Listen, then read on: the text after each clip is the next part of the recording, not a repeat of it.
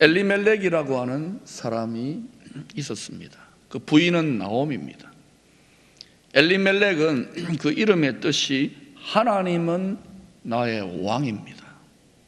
대단히 믿음이 깊은 사람의 이름입니다. 또 나옴이라고 하는 사람의 이름의 뜻은 즐거움, 하나님은 나의 즐거움, 하나님은 나의 기쁨. 이름만 들어보면 믿음이 어마어마하게 좋은 사람들이에요. 특별히 하나님은 나의 왕 엘리멜렉은 유다 지파의 출애굽을 이끌었던 위대한 지도자 갈렙의 11대 손입니다. 대단한 믿음의 명문가예요. 갈렙 하면 우리도 다 알잖아요. 이스라엘 12지파 중에 최고의 지파 중에 최고의 리더 갈렙의 11대 후손. 우리 집안으로 말할 것 같으면 신라 시대를 열었던 박혁거서의 60몇 대 손의 박씨입니다. 이렇게 돌아가는 거예요. 엘리멜렉은 굉장히 믿음의 명문가에 대한 자부심이 있었을 것입니다. 그런데 그러한 믿음의 후손들이 믿음의 조상들의 믿음을 잘 이어받지 못하고 사사시대 말기에 가니까, 여러분 사사기 후반부를 읽어보면 엉망진창이에요. 완전히. 당연히 하나님이 젖과 꿀이 흐르는 약속의 땅에 복을 주실 수가 있습니까? 없습니까? 여러분 아무 말도 안 하시네. 복을 주실 수가 있어요? 없어요? 그래도 여러분 침묵한 거 보니 그래도 복 주셔야 됩니다고 하는데 그렇게 안 됩니다. 결국은 하나님이 예고편으로 민족적인 징계를 내리시는데 가나안 땅, 약속의 땅에 큰 흉년이 들었어요. 하나님의 백성들이 하나님의 말씀대로 온전하게 살지 못하면 전염병도 있고 전쟁도 나오고 흉년도 들고 경기 침체도 되고 이런 일이 일어납니다. 먹을까이? 열심히 일하면 되지. 아니에요. 성경을 깊이 여러분이 읽어보시고 하나님이 다 다스린다면서요. 이 엘리멜렉이 자기 부인과 두 아들을 이끌고 기근 들린 이스라엘 땅, 특히 베들레헴을 떠나서 모압 땅으로 이민 갑니다. 여러분 모압 땅이 어떤 곳인가? 그곳에 악명 높은 우상이 있습니다. 그모스와 몰렉. 왜 악명을 떨치느냐? 사람을 제물로 바쳐요. 제사 드릴 때, 예배 드릴 때. 지금 이런 예배를 드리면 사람을 죽이는 거예요. 특별히 그 중에서도 자식, 자기의 첫 번째 낳은 첫 열매의 자식을 바치는 게 최고의 제물, 최고로 믿음 좋은 그런 우상 숭배의 사악한 땅입니다. 모압이. 아무리 힘들어도 그렇지, 아무리 먹고 살기가 힘들어도 그렇지, 하나님은 나의 왕, 하나님은 나의 즐거움이라고 하는 부부와 그 자녀들이 믿음의 가정이, 믿음의 명문가가 어떻게 모압 땅으로 갑니까? 모압 땅으로 갔다는 것은 단순히 모압 땅으로 갔다는 게 아니에요. 하나님을 버렸다는 겁니다. 하나님을 떠났다는 거예요. 말씀을 안 믿는다는 거예요.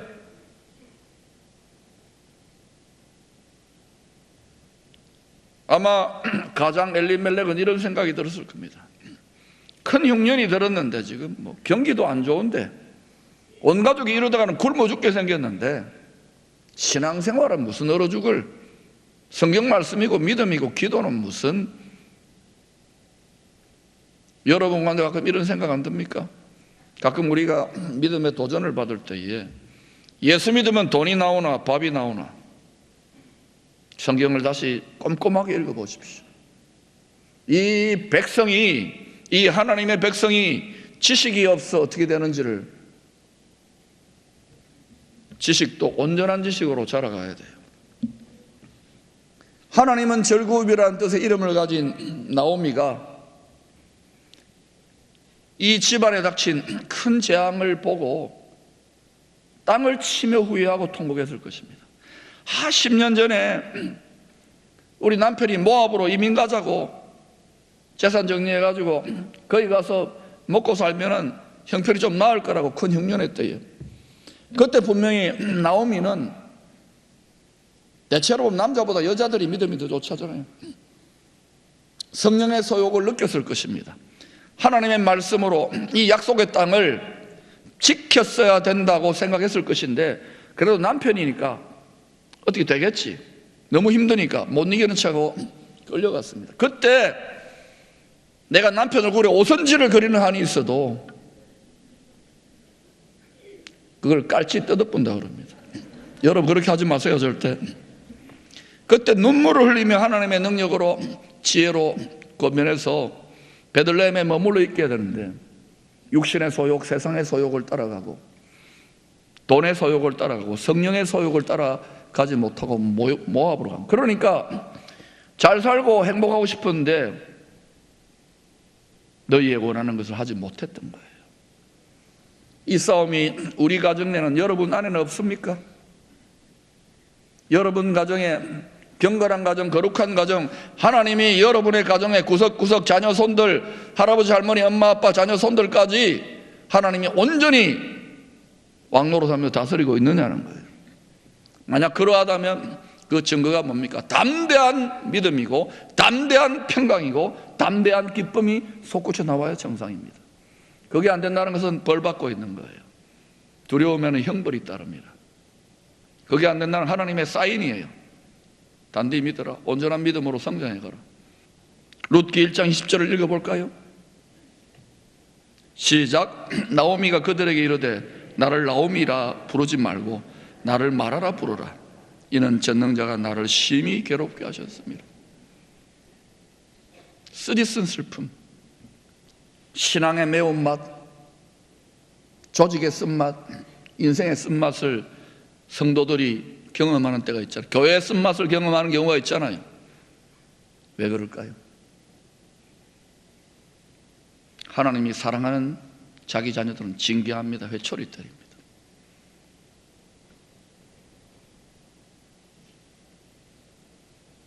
징계를 받을 때에 하나님 아버지께 대들지 마세요. 달게 받으세요.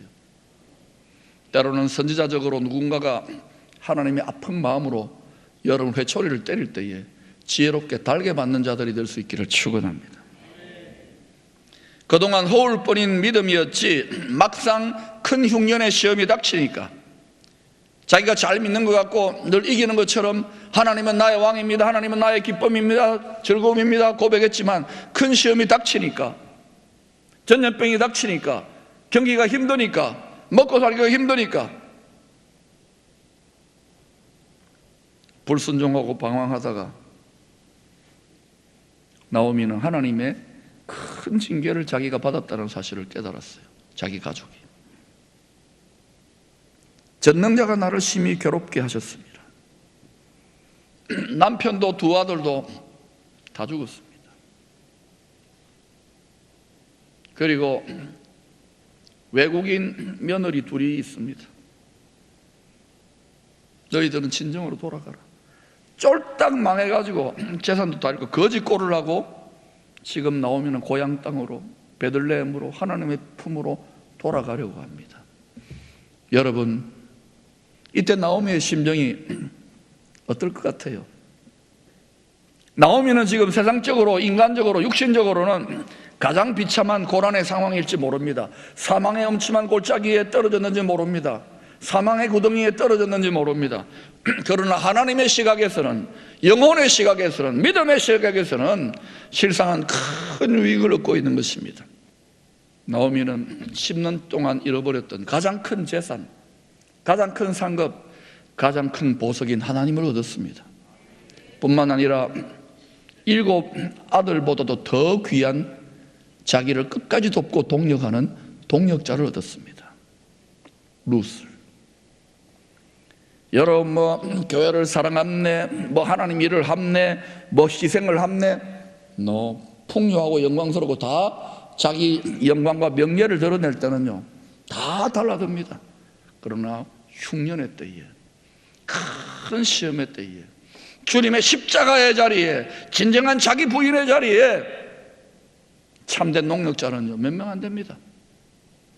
여러분은 주님의 십자가의 자리에, 다윗의 전쟁의 그 자리에, 힘든 시대에 끝까지 남아 엘르하살처럼 하나님의 전쟁, 여호와의 전쟁에 가장 선봉에 설 수 있기를 축원합니다.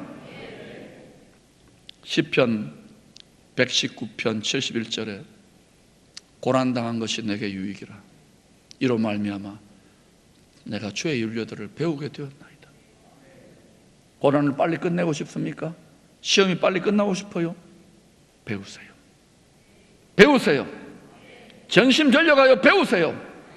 온전한 믿음으로 성장할 수 있기를 축원합니다. 오늘 본문 룻기서는 하나님 아버지의 예수 그리스도를 통한 구원의 경륜이 잘 나타나고 있는 보석 같은 책입니다. 숨은 보물을 찾으시기를 바랍니다. 나오미는 2000년 전에 이미 초림의 메시아 예수 그리스도를 배척함으로 쓰디쓴 역사의 슬픔의 고난을 당했던 이스라엘 성도들의 그림자라고 할 수 있습니다. 나오미의 두 며느리 오르바와 룻은 다시 오실 재림의 메시아 예수 그리스도에게 회개하고 돌아갈 이스라엘의 남은 자들을 도와 협력해야 될 이방인 교회, 이 두 가지 모습의 상태입니다. 오르바는 이스라엘 통하여 하나님의 구원을 완성하고 싶은 장자민족, 장손민족, 제사장민족 이스라엘을 버리지 않고 하나님의 때에 그때에 이방인 교회와 연합하여 하나님의 구원의 비전을 성취하기를 원하시는 하나님의 뜻에 중도에 포기하고 돌아가 버렸습니다. 5처녀입니다. 어리석은 5처녀. 오르바 교회입니다. 그런 이방인 교회들이 많습니다.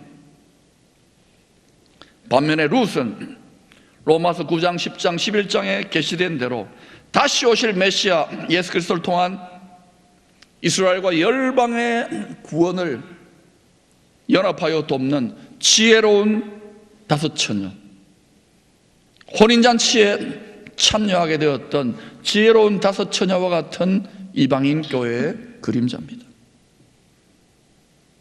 나오미와 롯에게 하나님의 자비, 하나님의 사랑과 인자와 자비와 헤세드를 나타내 보여주었던 보아스는 이스라엘과 이방인 성도들을 장차 영원한 하나님 나라의 기업, 그 상속자로 삼기 위하여 우리의 모든 죄값을 피값으로 지불하신 우리의 기업 물을 자 예수 그리스도의 그림자라고 할 수 있습니다.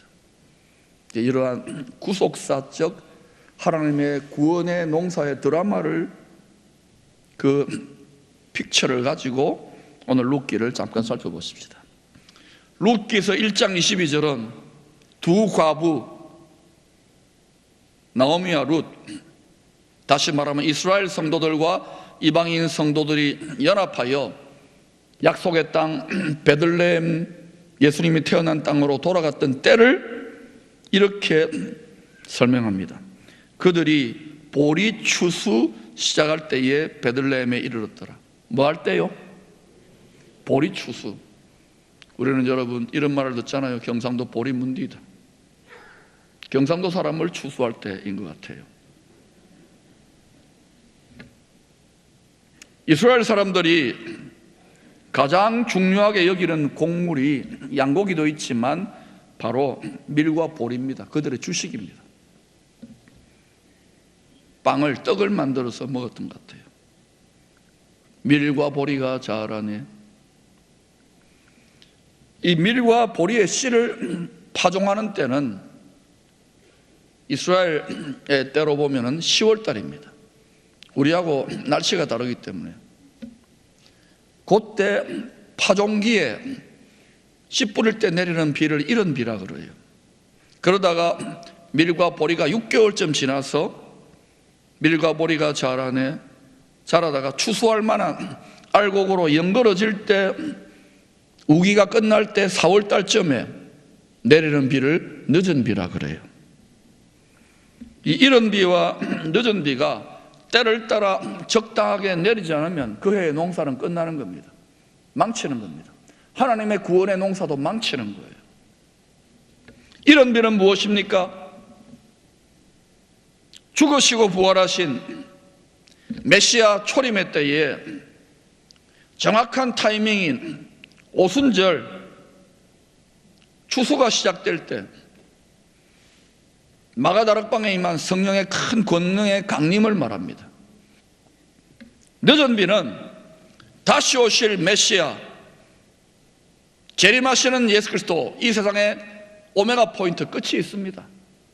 늦은 비는 메시아가 재림하시는 세상 끝날이 가까울 때에, 다시 말하면 영혼의 대추수 때에, 분명히 복음서는 말합니다. 추수 때가 세상 끝날이라고. 영혼의 대추수 때가 도래할 때에 부어지는 이런 비에 성령의 권능보다 더 강력하고 더 크고 범세계적인 성령의 큰 권능입니다. 이런 비가 초대교회 성령의 큰 권능이라면, 늦은 비는 말세교회에 부어주는 더 강력한 성령의 능력의 기름 부으심입니다.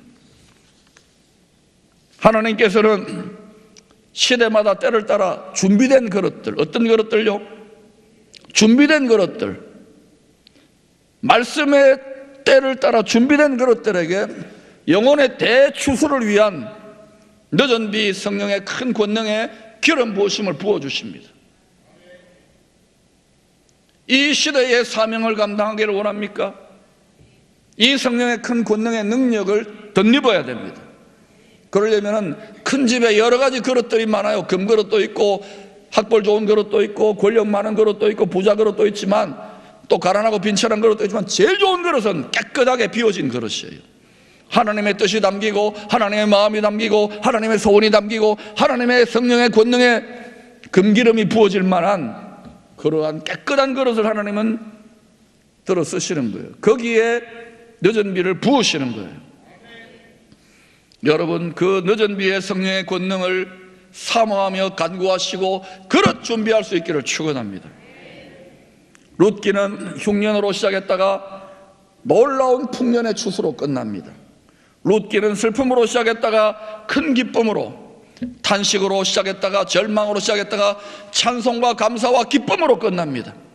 이것이 저와 여러분의 가정의, 교회의, 이 민족의 역전의 전화위복의 은혜가 될 줄로 믿습니다. 이것이 능력으로 체험되어야 됩니다. 룻기서 2장 17, 18절 같이 읽어보십시다. 시작.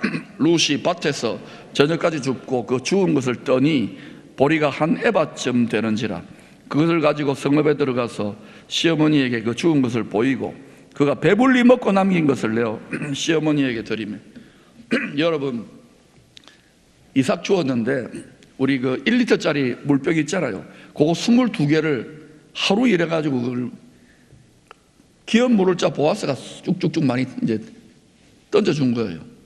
우리의 기업은 누가 물습니까? 예수 그리스도가 물어주시죠.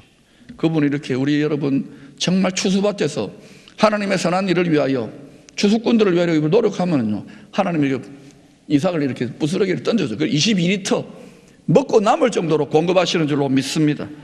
사도 바울도 복음의 추수밭에서 자신을 놓아 열심히 일했던 빌립보 성도들에게 하나님의 풍성한 공급이 나타나는 축복의 원리, 영원한 원리를 담대히 예언적으로 선포했습니다.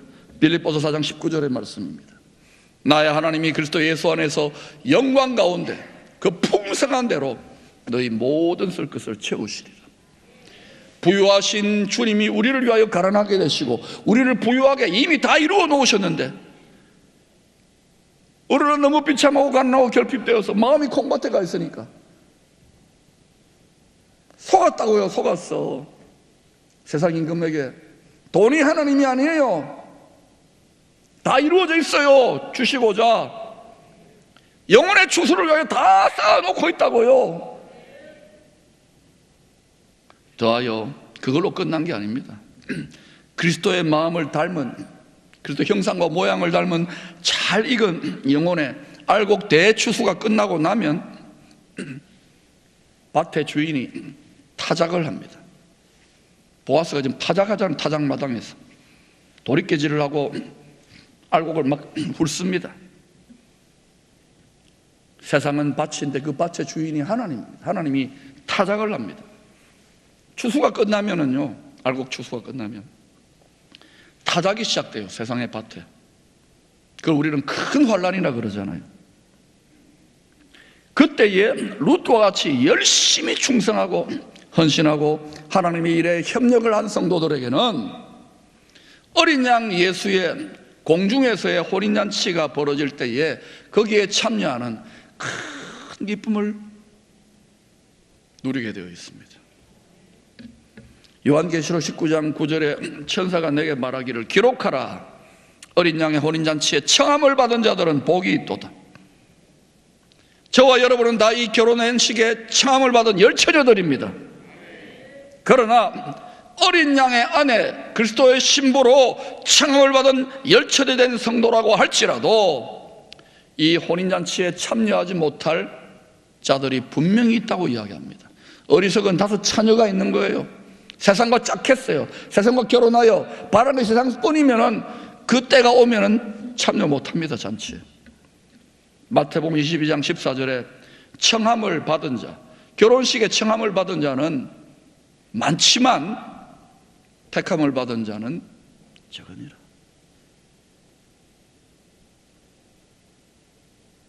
저는 여러분의 귀한 영혼과 여러분이 가장 귀하게 여기는 여러분의 자녀, 손들, 온 가족들의 영혼이 우리 때에 이런 일이 일어난다면 이 일은 여러분 미리 예고편으로 항상 일어납니다. 그때는 실제로 일어나요. 그때에 실제 어린 양의 공중혼인잔치에 참여할 수 있기를 축원합니다. 반드시 가야 돼요. 그러나 지금은 그 결혼식이 안 일어난다더라도 맹물 떠가지고 결혼식의 주인에게 들고 가라는 물도온 하인 같은 순종하는 믿음을 가진 자에게는 그 기쁨을 예고편으로, 그 가나안 혼인잔치의 결혼식의 예고편을 지금 맛보게 하시는 거예요, 여러분. 그런데 제가 설교를 하고 때로는 책망을 하고 눈물을 쏟고 기도하지만 복음의 말씨가 먹히지 않는 시대가 돼요. 이 민족과 한국교회 이렇게 가면은 큰일 납니다. 그러나 여러분 기억하십시오. 이 나라에 무릎 꿇지 않고 죽기를 각오하고 가슴을 찢는 자들이 있습니다. 몸의 피를 흘리기 전에 마음의 피를 흘리는 자들 때문에 우리는 덕보게 될 것입니다. 이 공동체에도 많습니다. 우리의 기도의 분량이 부족하니까 미국의 기도도, 서울의 기도팀의 기도도 하나님이 활용합니다. 교회 지도자의 사명이 뭡니까? 성도들의 사명이 뭡니까? 하나님의 마음과 뜻을 구하여 하나님의 뜻과 나라가 이 땅에 임하라고 주야로 여호와로 쉬지 못하게 기도해야 되는 것인데 그거 하지 않으면 죄입니다. 죄인 줄도 모르는 죄인들이 얼마나 많습니까? 지금이라도 늦지 않아요.